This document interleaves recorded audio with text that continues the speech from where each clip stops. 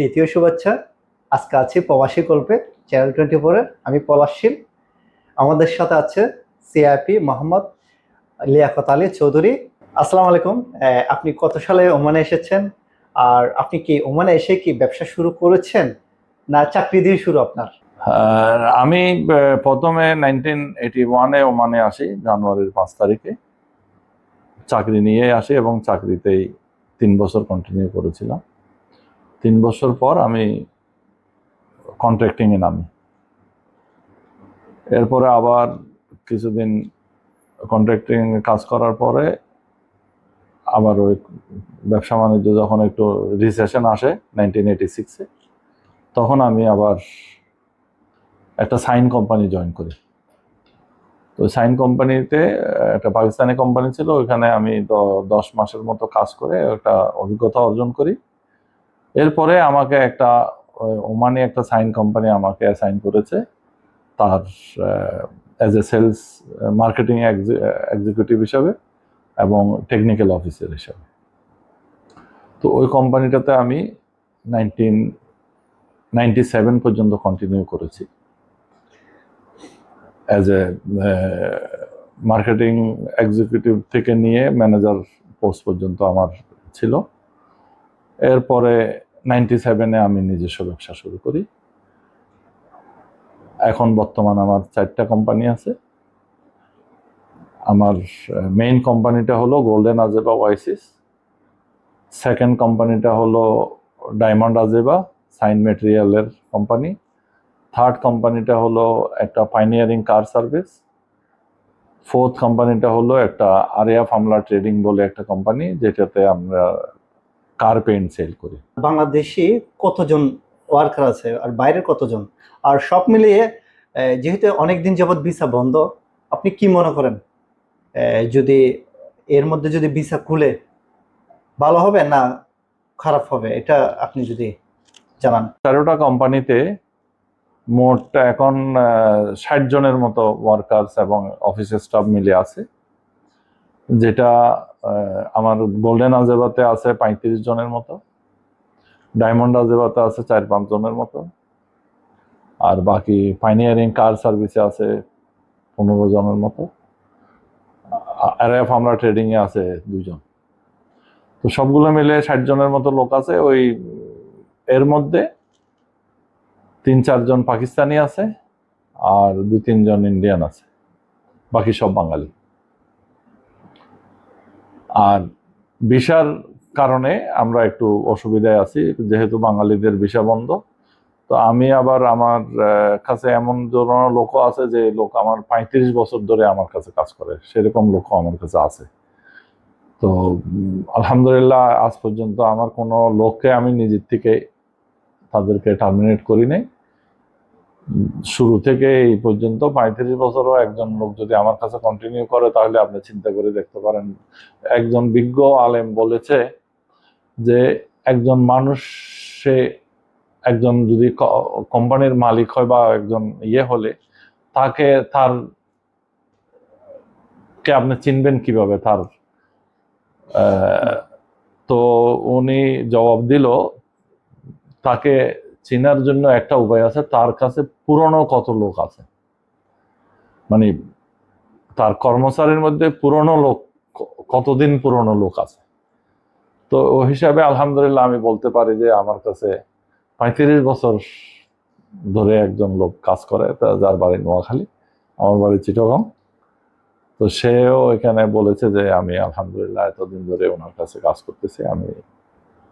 এবং আমার কাছে যাই বাংলাদেশি ওয়ার্কার আছে, ওই 35 থেকে নিয়ে 15 বছর, 20 বছর, 16 বছর আর এরকম পুরনো ওয়ার্কার গুলো আমার কাছে আছে আলহামদুলিল্লাহ।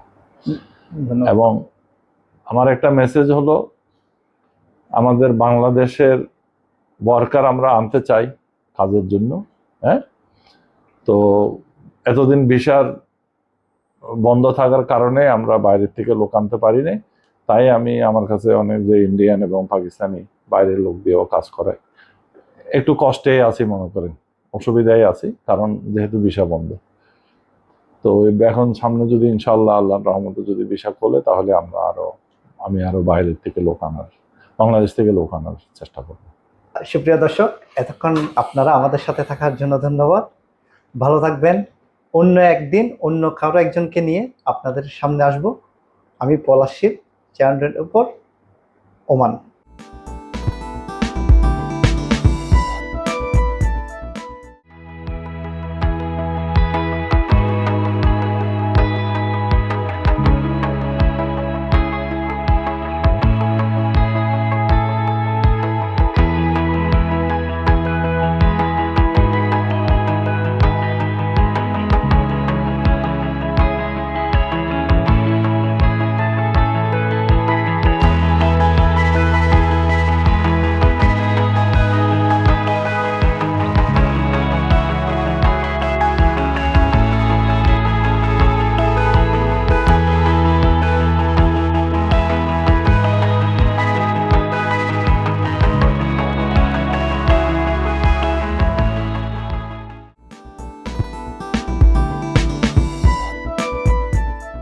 আমার নাম মোহাম্মদ শফিকুল ইসলাম শফিক। আমি গণ অধিকার পরিষদ কেন্দ্রীয় কমিটির সহসভাপতি এবং কিশোরগঞ্জ জেলার সভাপতি এবং কাতার প্রবাসী অধিকার পরিষদের সভাপতি।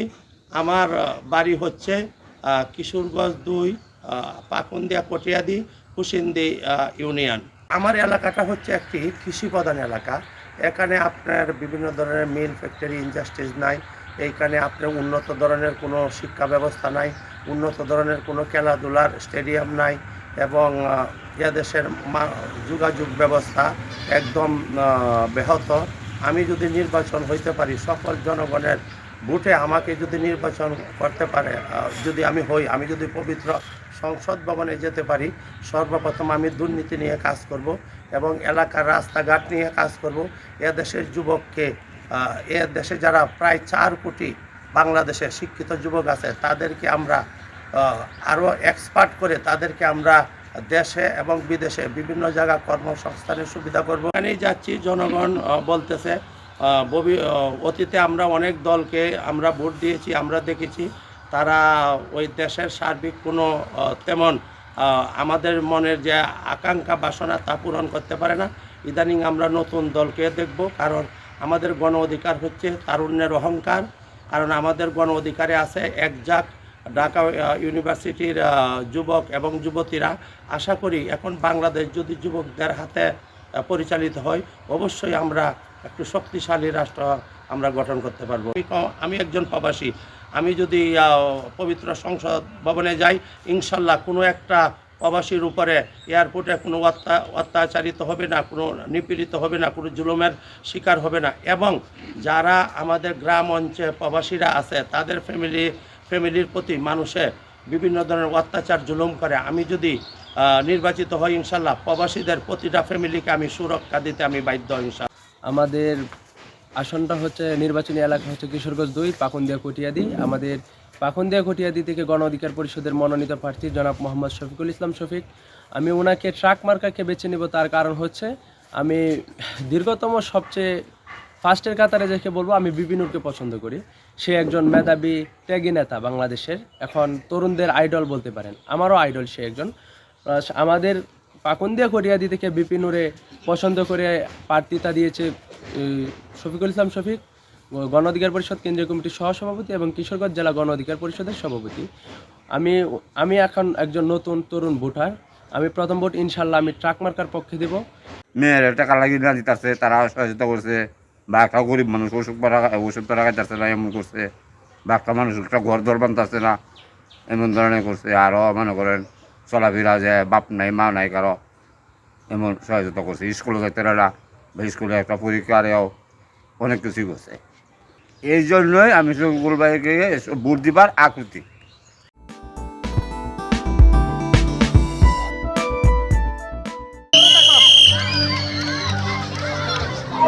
Okay, everybody, your pre-reception and reception. Go! In, out, in.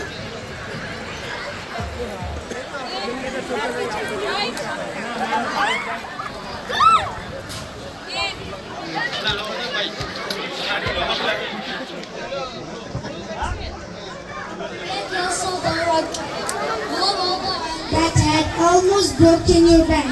And Respected Chairman of Bangladesh International School, Mr.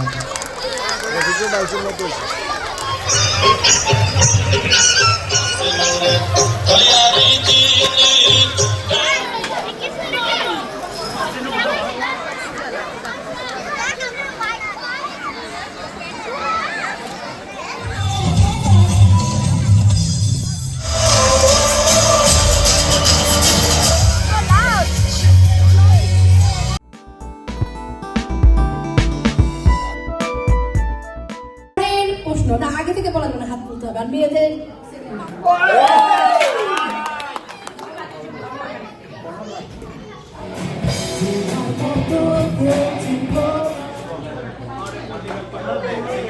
তোকে দেখে মনের স্পিকার বাজলো ভলিউম ফুল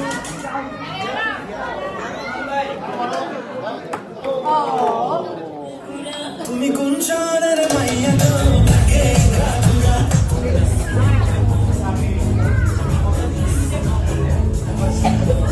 আজকে আমরা শর্ট পিচ ক্রিকেট ওয়াইওয়াইসির পক্ষ থেকে গালা নাইটের আয়োজন করতে পেরে খুবই আনন্দিত। আমরা সবসময় প্রতি সপ্তাহে ক্রিকেট খেলি। আজকে এই গালা নাইটটি হলো সেই ক্রিকেটারদের ফ্যামিলি এবং তাদের সন্তানদের সাথে সবাই মিলে একসাথে একটি রাত এনজয় করা। এখানে আমাদের বাচ্চারা বিভিন্ন রকম খেলাধুলা করছে। আজকের আয়োজনে আছে মেয়েদের জন্য অনেক ধরনের খেলাধুলা এবং সবাই মিলে খুবই এনজয় করছি আমরা আজকের দিনটা। এই ধরনের একটি অনুষ্ঠানকে অর্গানাইজ করতে পেরে আমি খুবই আনন্দিত। আজকে এই গালা নাইটে আমরা আসতে পেরে সবাই খুব আনন্দিত। এখানে যারা আছে সবাই আজকে গেমে উইন হয়েছে এবং খুব ভালোভাবে